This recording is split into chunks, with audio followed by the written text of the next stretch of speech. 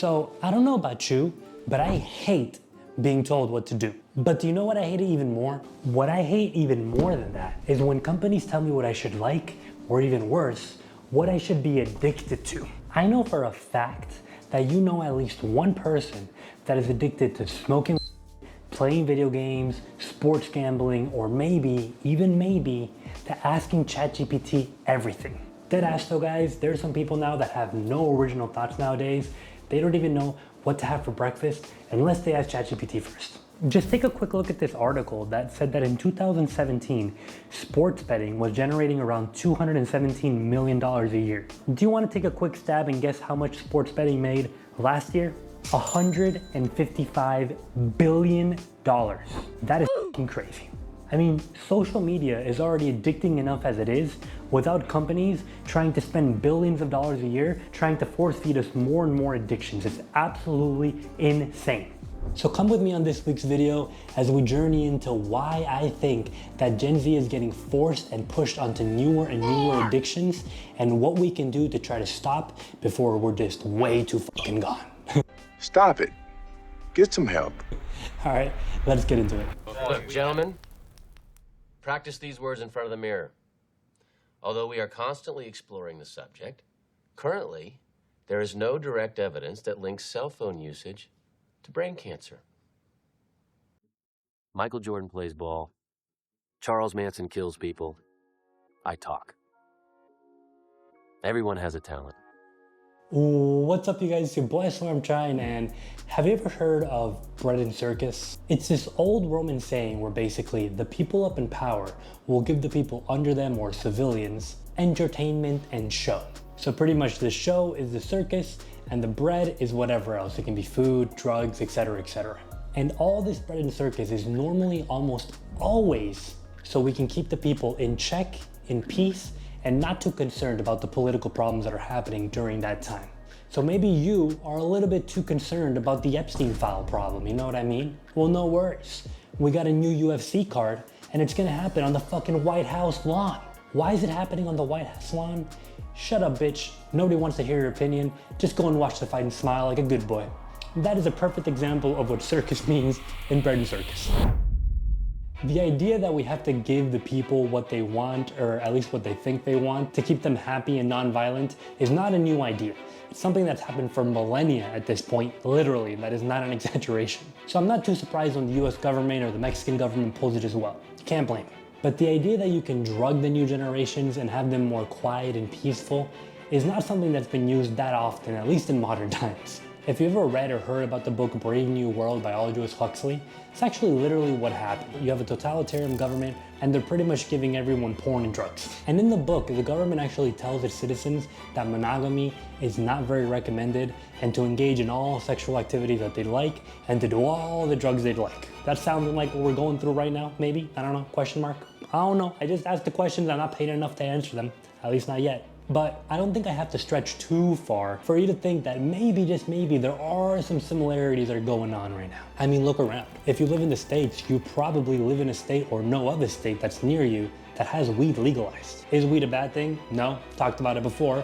But when you mix in weed with gambling addictions, with alcohol addictions, with social media addictions, all these things start forming problems that can fuck the new generation up. And this is exactly why I think Gen Z has been so depressed, so anxious, and so messed up. It's not necessarily their fault, it's a lot of other people's fault as well. When was the last time you turned on to a sports game and you weren't bombarded with ads and free money trying to coerce you to gamble?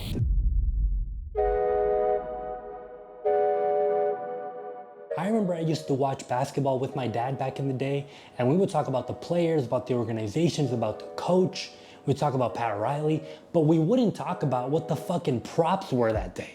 I mean, sure, we fucked with D Wade, but if he missed a free throw that day, it wasn't gonna put me and my dad out of business. Why is it okay to have underage kids looking at something that's wholesome, which is sports, and having them convinced that betting is a normalized thing? It's not. It shouldn't be. And I'll do you one even better. Why is it okay for players like Giannis or Luka to have literal sports betting sponsors? Is that not weird to you? Am I tripping right now? I don't think I am. We even have applications and websites like Kalshi or Kalshi, whatever the fuck it's called, where there's unregulated betting, guys. We have people, this is literally late stage capitalism at its finest. We have people betting on themselves on unregulated platforms that there's gonna be a streaker at the Super Bowl. And then the same person that places the bet goes and streaks at the Super Bowl. Hey, you know what? That's actually low-key a pretty genius idea, but isn't this weird? Like, we have people dying of starvation, we have Gen Zers fucking offing themselves, we have veterans that kill themselves every day, and we as a society, for some reason, are doing shit like unregulated sports betting on whether or not your favorite podcast host is gonna die that year or not. Getting a little bit agitated, but you know what? You can't blame me, all right? When I think about the state of the world and the state of our generation, we're kind of cooked. I've talked about this a lot. And I get it. I mean, at the end of the day, we all have to make money somehow. We're all trying to just live our lives in this fucked up world. But doesn't it seem kind of weird that all these multi-billion-dollar corporations somehow keep doubling their profits and we're left with nothing? Not only are we left with nothing, but these companies, to make their profit margins even higher, spend more and more billions of dollars trying to convince us to partake in the addictions that make them money in the first place.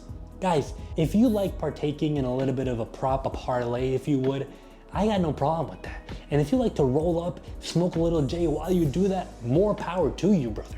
But I know for a fact that you can't deny that there's some people that have addictions to gambling, and addictions to weed, addictions to alcohol, and addictions to anything. Why is it okay that us as a society have accepted for these companies to just force feed us in our mouths more and more addictions? I do not think it's okay.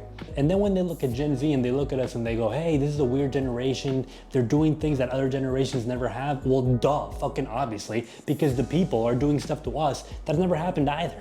You can take one look on Wall Street bets on Reddit and you'll see people losing hundreds of thousands of dollars all because they got a little bit too greedy. I've literally seen people on that subreddit make 400K and then lose it all and end 500K in debt in less than a couple hours. It's honestly baffling. Real quick, guys, I know you're gonna hate me for this, but please share, like, comment on the video, give it some traction. We're really, really close to 300 subs, so help me and hopefully I can get you 1% better and questioning what the fuck is going on, okay? Back to the video. There's nothing more reliable in life than being a dealer and having an addict come to you for a refill. Death, taxes, and re-ups, baby. That's pretty much what life is about. And I'm not here to tell you that money is the root of all evil or yada yada, but what I can say is that we have to find a way. I swear I'm trying. How do I find a way to make money, grind, and not lose my ass with all the addictions that the world is trying to push onto me? I got you, okay? Listen up, buttercup, because I fucking got you right now. The first thing I want you to know is that if you struggle with the type of addiction, you're not alone and there are ways out of this.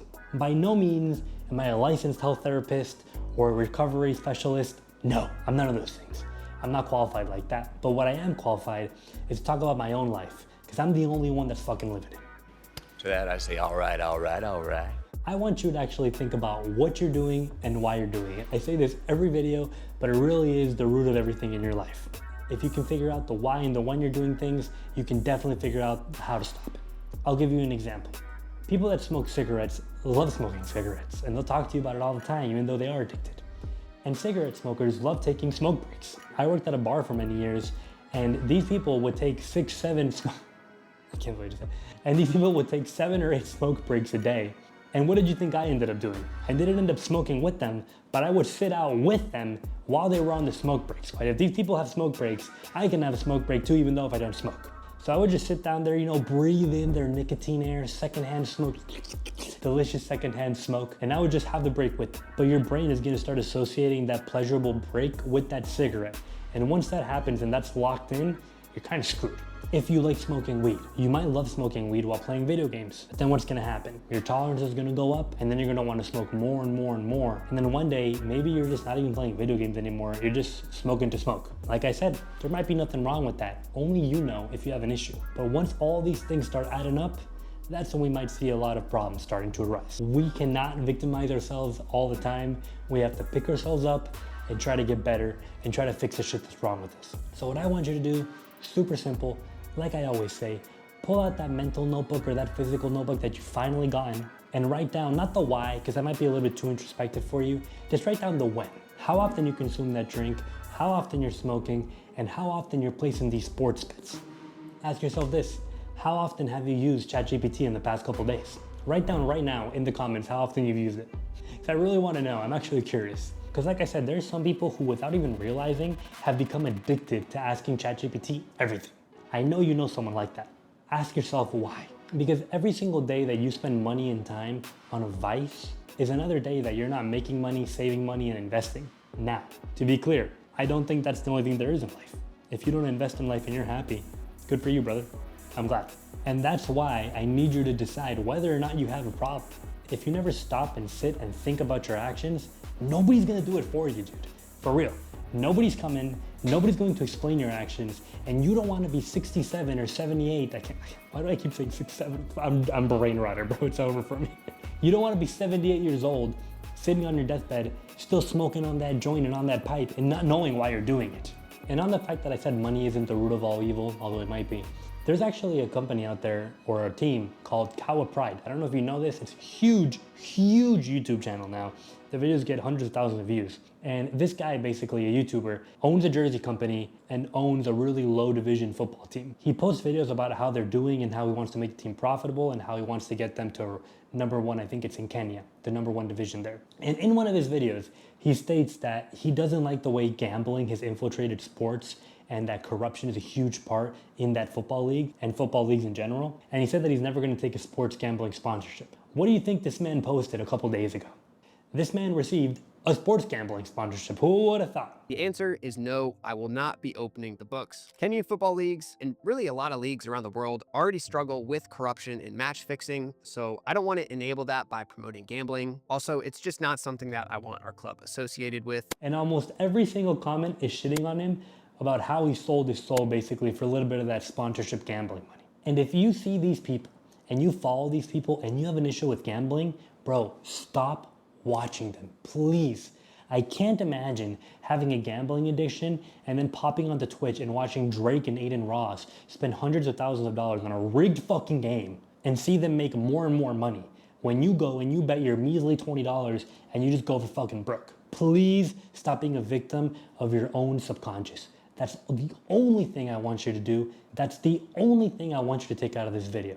Pull your fucking thoughts out of your subconscious, make them conscious, and start thinking on what you need to do to get better. Just because we're Gen Z doesn't mean we can throw ourselves in the bed and be victims of everything. So guys, like I always say, stay safe out there, because it's pretty crazy, and I'll see you next week. Peace. Now I'm rapping every single day. Great man, smoking on the green ganja, hey. Hey, Sean, I hit you with the spin move. Rotation, different types of water on my neck. Hydration, devil in my DM, shoot my shot just like I'm Rain Man. If we feeling broke, then fuck it.